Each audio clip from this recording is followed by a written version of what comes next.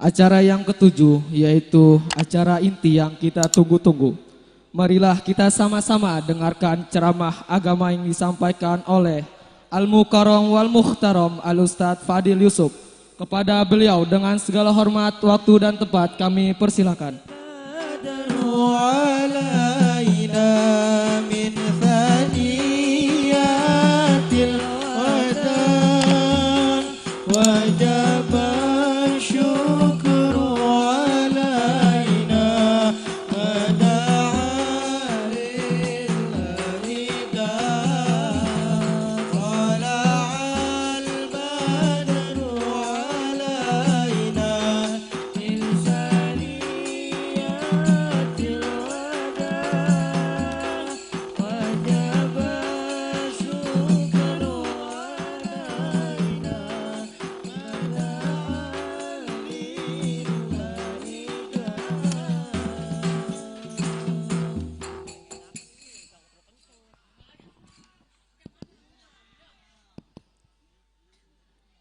Tes.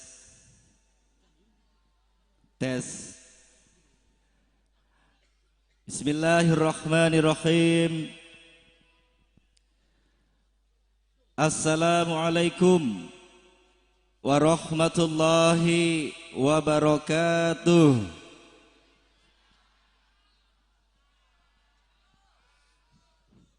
Ibu-ibu masih semangat? Luar biasa.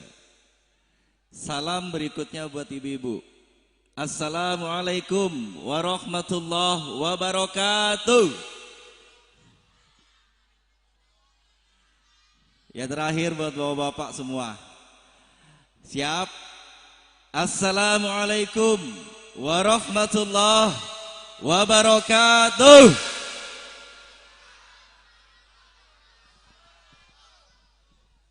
Kalau salamnya saya ganti, kira-kira jawabannya apa nih? Salam Pancasila. Kira-kira jawabannya apa? Emang bakal diganti salamnya gitu? Ada yang berupaya untuk mengganti salam kita yang sudah 1400 tahun yang lalu, yang diajarkan oleh Kanjeng Nabi Muhammad Sallallahu Alaihi Wasallam, dicoba dikutak-atik dengan salam yang lain. Saya ulangi untuk semua. Assalamualaikum warahmatullahi wabarakatuh. Alhamdulillahilladzi anzalal Qur'an hudal linnas wa bainatin minal huda wal furqan. Ashhadu an la ilaha illallah wahdahu la syarika lah wa ashhadu anna Muhammadan abduhu wa rasuluh la nabiyya ba'dah. Allahumma salli wa sallim wa barik ala sayyidina Muhammad wa ala alihi wa ashabihi wa man da'a ila Allah bida'watihi wa man jahada fi sabilillahi haqqa jihadihi wa man tabi'ahum bihsanin ila yaumiddin. Amma ba'd. Qad qala Allah ta'ala fi kitabihil karim, a'udzu billahi minasy syaithanir rajim. Ya ayyuhalladzina amanu udkhulu fis silmi kaffah wa la tattabi'u khutuwatis syaitan innahu lakum aduwwum mubin. Sadaqallahul azim. Wa qala an-nabiy sallallahu alaihi wasallam, la yu'minu ahadukum hatta yakuna hawahu tab'an lima ji'tu bih.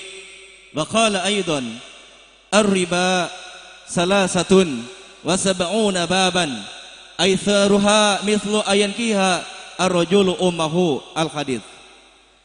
Yang saya hormati dan saya muliakan segenap panitia Tabligh Akbar dalam rangka memperingati Isra wal Mi'raj Nabi besar Muhammad, wabil khusus kepada jajaran DKM Masjid Nurul Falah ya, Masjid Nurul Falah, komunitas Yasinan BTS, yang saya hormati Bapak Kepala Desa, yang saya hormati, yang saya muliakan segenap para alim ulama, para guru, para orang tua, dan segenap jamaah bapak-bapak, ibu-ibu rahimakumullah.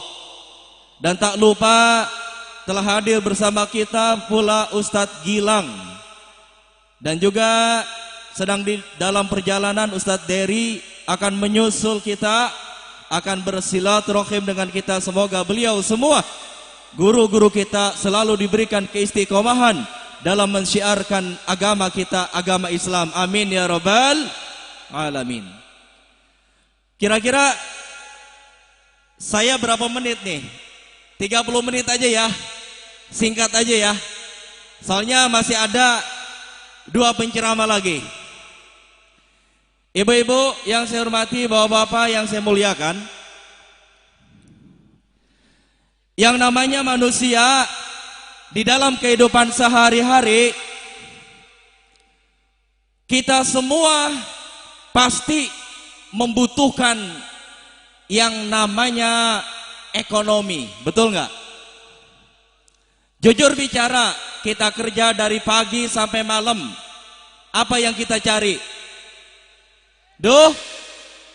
Ibu-ibu, bapak-bapak berangkat ke pasar dagang, apa yang dicari? Keuntungan atau duit.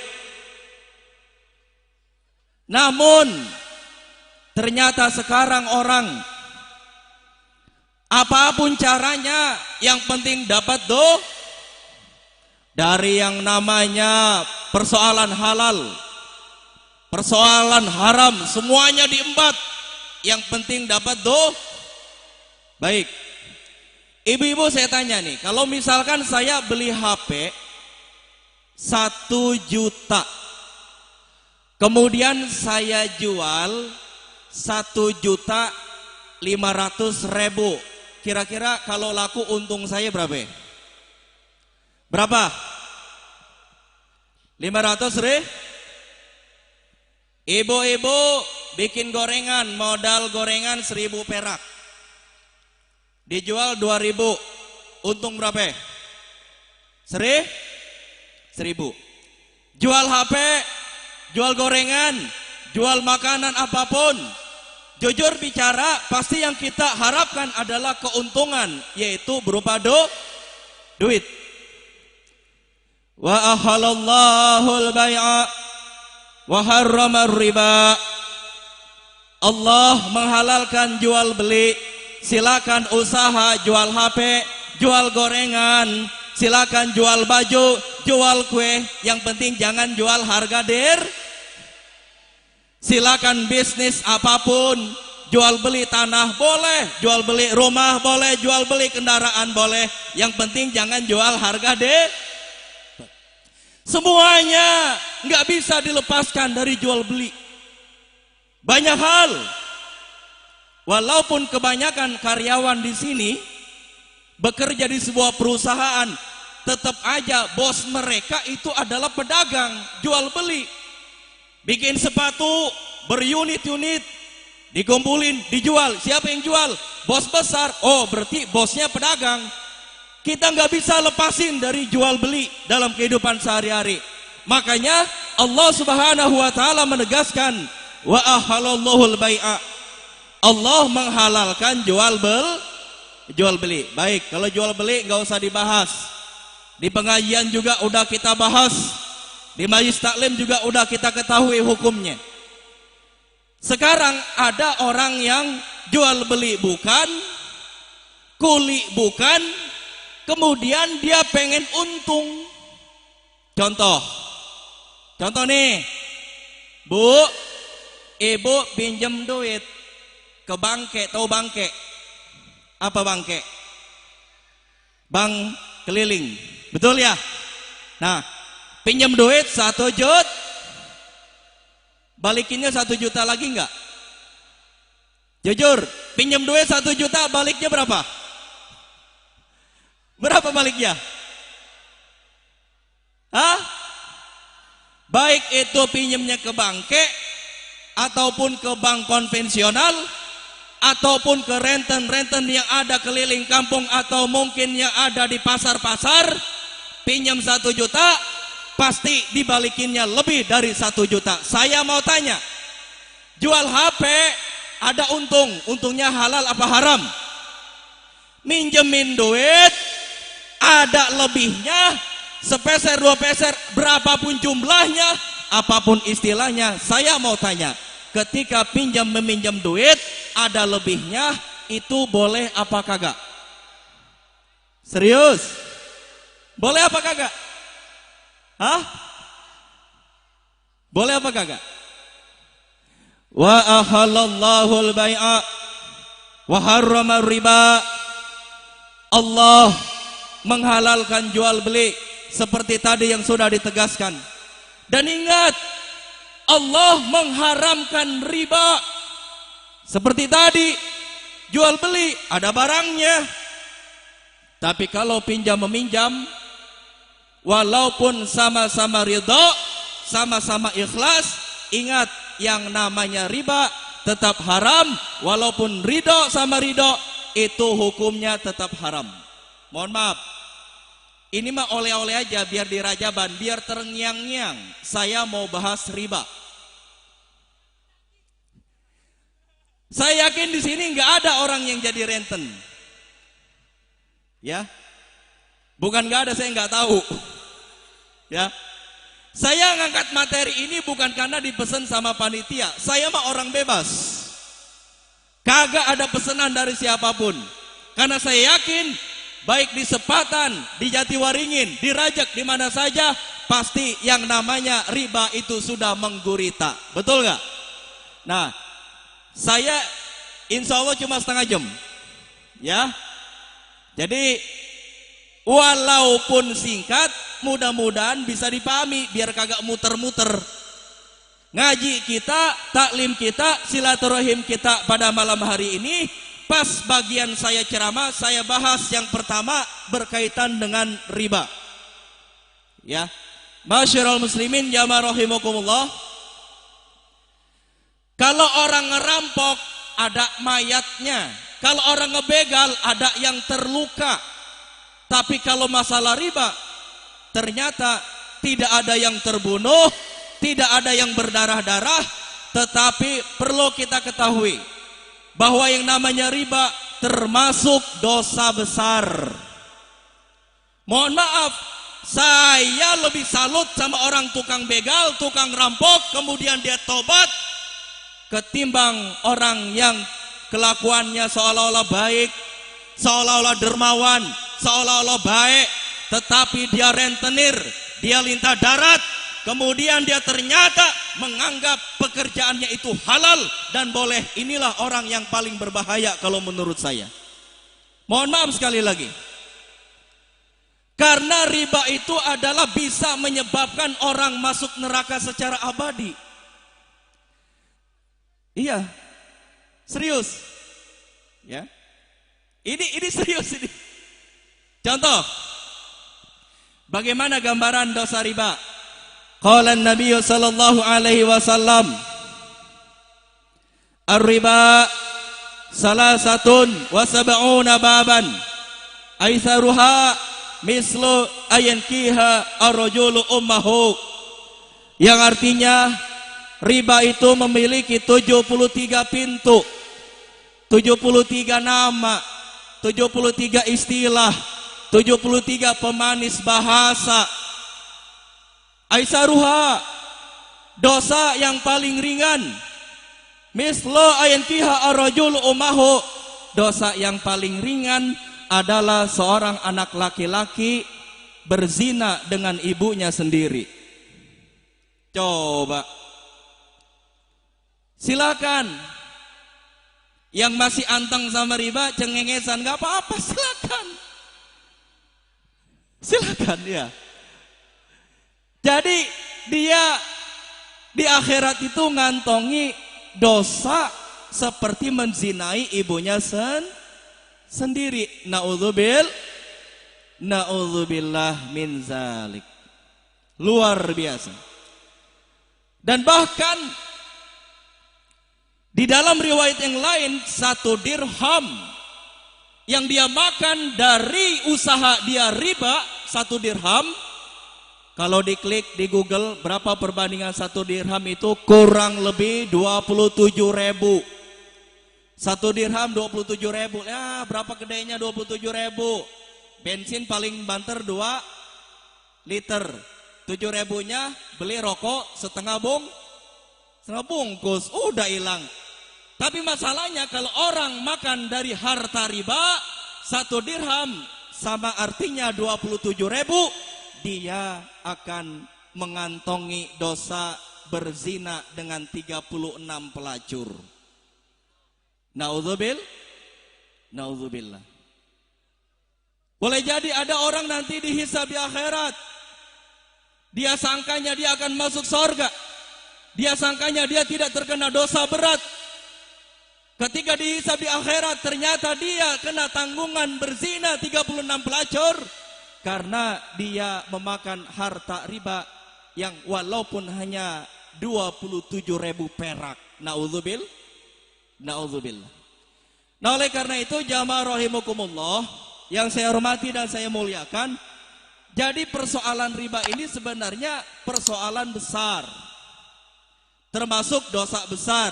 Dosa besar itu bersumpah palsu, membunuh orang, berzina, bunuh diri, dan juga termasuk makan riba.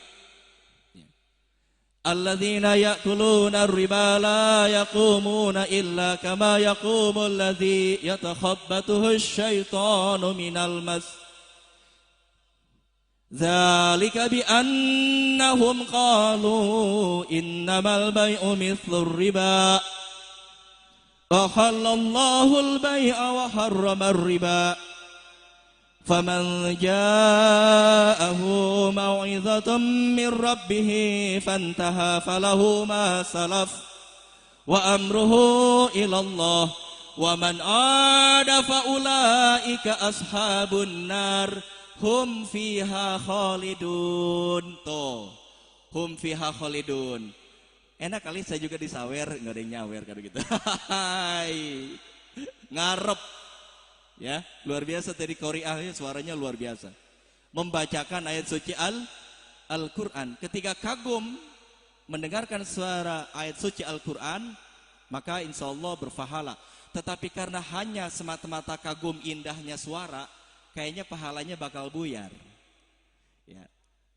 Mudah-mudahan kita kagum karena lantunan ayat suci Al-Quran. Jadi wajah dan datang kepadanya ahum, peringatan. Kemudian orang itu balik lagi mengerjakan aktivitas riba. Udah dikasih tahu sama ustadz, udah dikasih tahu sama kiai, ternyata dia masih melaksanakan riba. Mohon maaf. Mungkin orang jarang sekali bahas ayat ini. Mungkin orang sangat ngeri ngebahas masalah kayak gini. Karena kenapa? Boleh jadi ustadznya juga ganti-ganti mobil. Itu karena datangnya ke showroom yang juga ada sistem leasing. Di situ juga ada riba. Makanya sekarang doa kiai itu sebagian banyak yang tidak makbul. Kenapa? Yang penting duit, yang penting bergaya, yang penting happy semua. Na'udzubillah tsumma na'udzubillah.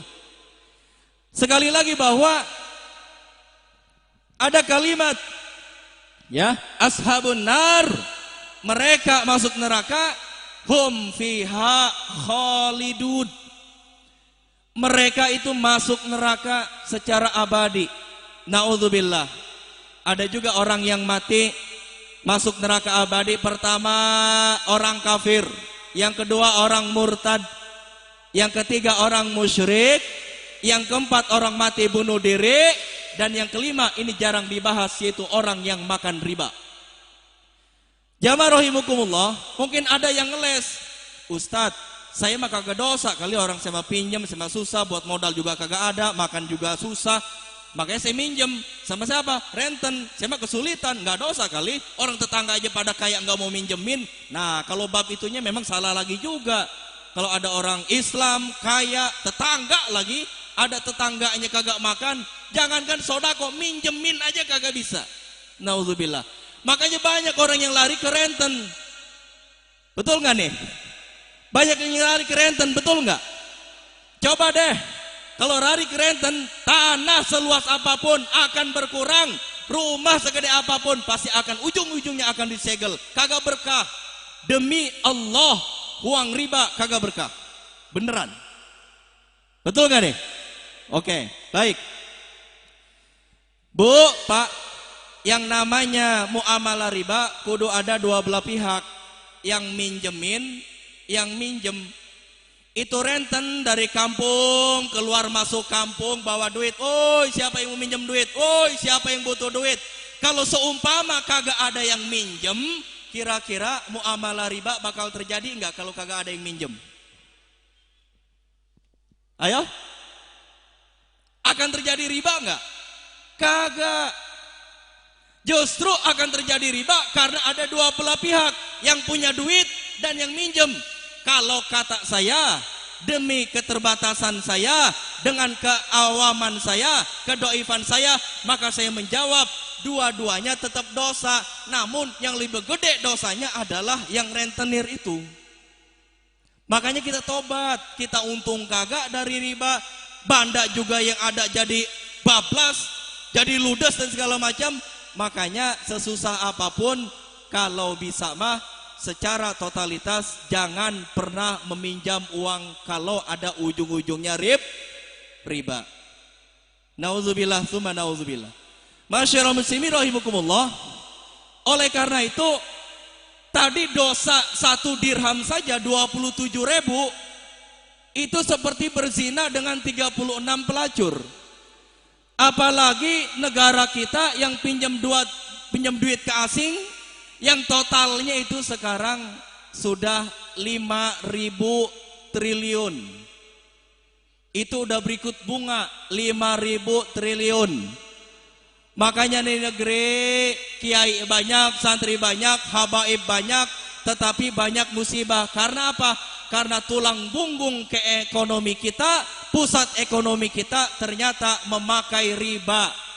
Kalau riba di kampung itu katakan levelnya ecek-ecek, tetapi ada riba yang disahkan, yang dibolehkan. Bahkan negara kita tulang punggungnya berbasis tulang punggung riba. 5.000 triliun bukan sedikit duit.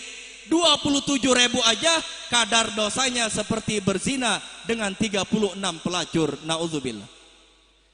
Nah oleh karena itu jamaah rahimakumullah, haruslah ini menjadi renungan bagi kita. Apa yang Allah haramkan jangan ditoel. Jangankan ditoel, dilirik juga jangan. Mohon maaf, bukan saya sok bener, bukan saya sok suci.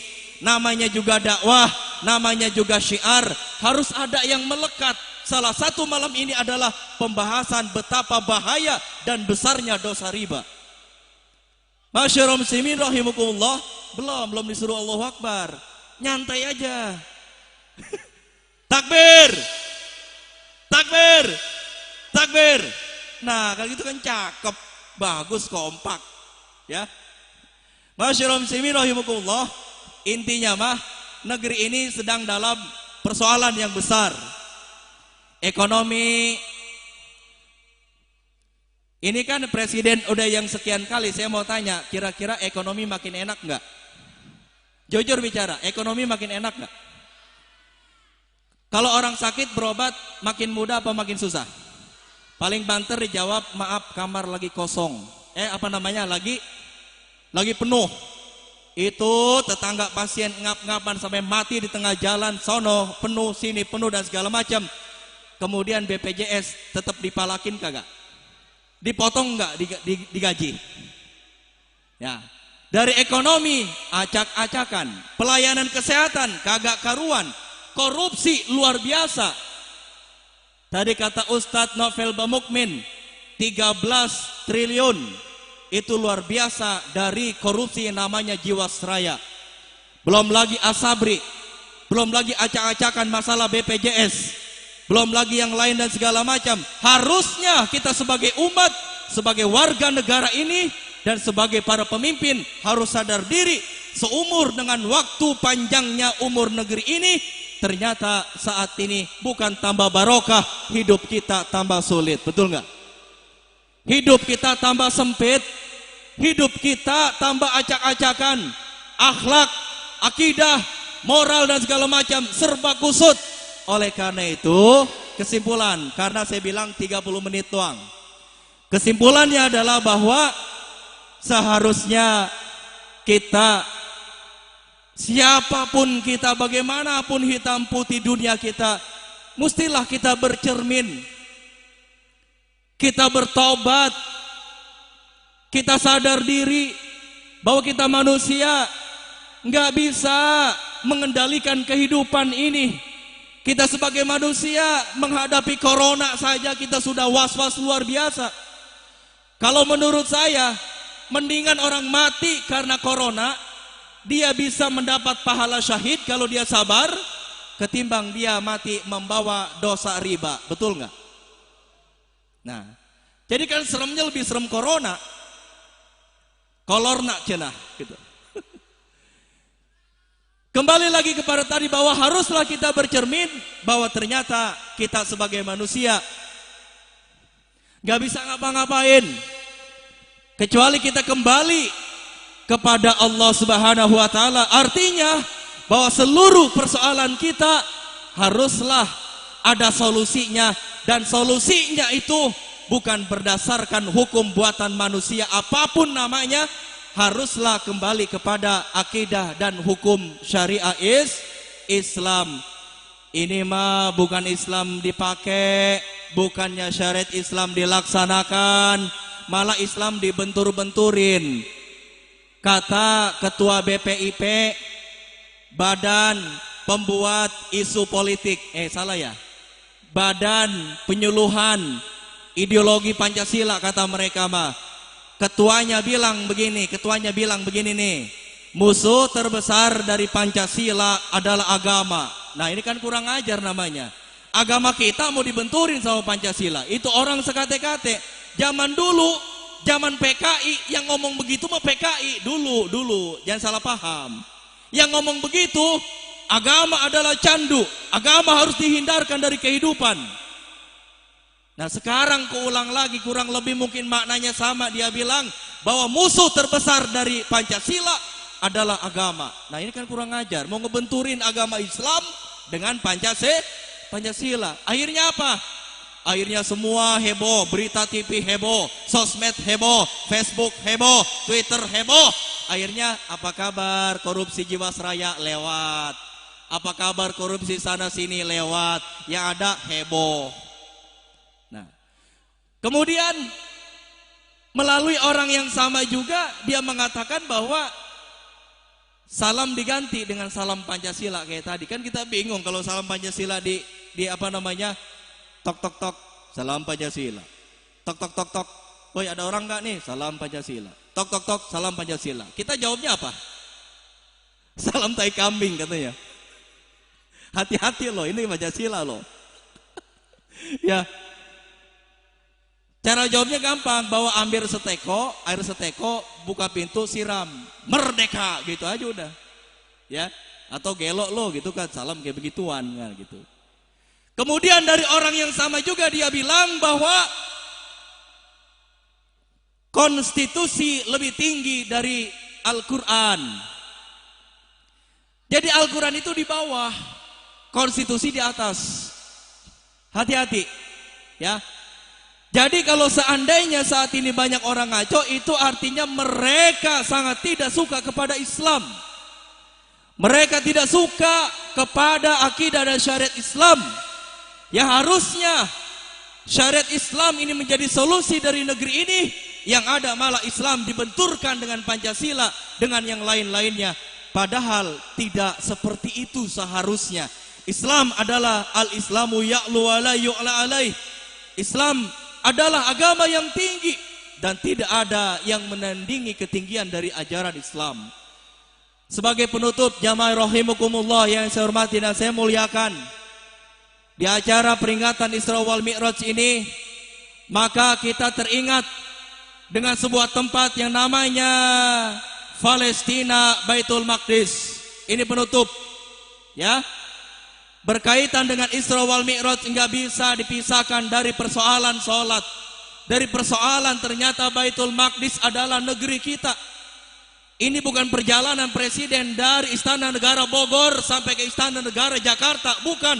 Tetapi Isra wal Mi'raj adalah peringatan orang yang bukan warga Indonesia, orang yang bukan kewarganegaraan Indonesia, tapi orang asing, yaitu orang Arab yang bernama Muhammad Sallallahu Alaihi Wasallam. Jadi kalau mau memperingati Isra wal Mi'raj, nasionalisme itu udah hancur, udah acak-acakan. Karena Nabi Muhammad bukan orang Nusantara, Nabi Muhammad bukan orang sini, tapi orang sono. Tapi karena kecintaan kita kepada beliau, kita kenal agama dari wasilah beliau, maka malam ini kita merasa berkepentingan untuk memperingatinya, walaupun peristiwa itu sudah lama berlalu.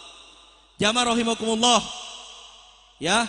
Jadi kalau kita bicara Isra wal Mi'raj, di sana ada Palestina, ada Baitul Maqdis. Saya mau mengangkat hadis ini di akhir dari ceramah saya.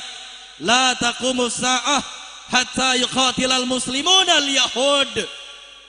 Tidak akan datang kiamat sebelum orang Islam berperang melawan orang Yahudi. Sampai orang Yahudi itu takut. Mereka berlindung di bawah batu, berlindung di balik pohon. Mereka ketakutan.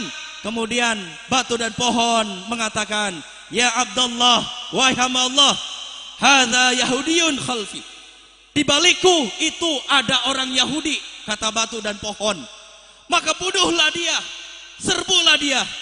Jamaah rahimakumullah, ini hadis sahih memberitahukan bahwa dalam waktu dekat umat Islam akan memiliki kemampuan bertempur dan melawan Yahudi Israel. Takbir. Cuma pertanyaannya, komandannya siapa? Jokowi. Ya, Jokowi mah nggak bisa jadi komandan perang. Siapa yang mau jadi komandannya? Komandannya nanti adalah khalifah. Jangan baper dulu, ya. Orang nggak suka khilafah silakan, orang nggak suka khalifah silakan. Tapi saya kasih tahu bahwa adanya muncul khilafah itu adalah tanda akhir zaman. Dengan adanya khilafah, umat Islam bersatu dan umat Islam bisa berperang melawan orang-orang kafir. Takbir. Nah, cuma caranya gimana? Tutup. Caranya nggak boleh pakai cara teroris. Caranya nggak boleh pakai cara ISIS. Jangan. ISIS mah khilafah bohongan. Jangan pakai cara kudeta. Jangan. Pokoknya terus aja berjuang. Lihat pada waktunya ketika khilafah sudah diproklamirkan oleh para pemimpin kita, militer kita, pejabat kita. Kita mah rakyat biasa, sami'na wa ata'na, begitu. Makanya selama mereka belum suka khilafah, terus saja berdakwah. Pada waktunya, ya muqallibal qulub, wahai zat yang membolak-balikan hati. Hati milik Allah, segala sesuatu milik Allah. Maka ketika Allah kasih hidayah kepada siapa yang dikehendaki, pro khilafah, setuju khilafah, maka siapapun tidak akan ada yang bisa membendungnya. Nah, oleh karena itu sekali lagi, silakan pro kontra khilafah. Yang penting jangan anarki, yang penting jangan kudeta, yang penting jangan takfiri, mengkafir-kafirkan orang lain. Gak boleh. Ini saja yang saya sampaikan. Semoga bermanfaat. Jadi sekali lagi, tolong kalau ada masalah riba selesaikan. Kalau sudah lunas, jangan balik lagi minjem riba lagi, jangan. Demi Allah kagak barokah. Itu saja yang kami sampaikan. Wabillahi taufiq wal hidayah. Wassalamualaikum warahmatullahi wabarakatuh.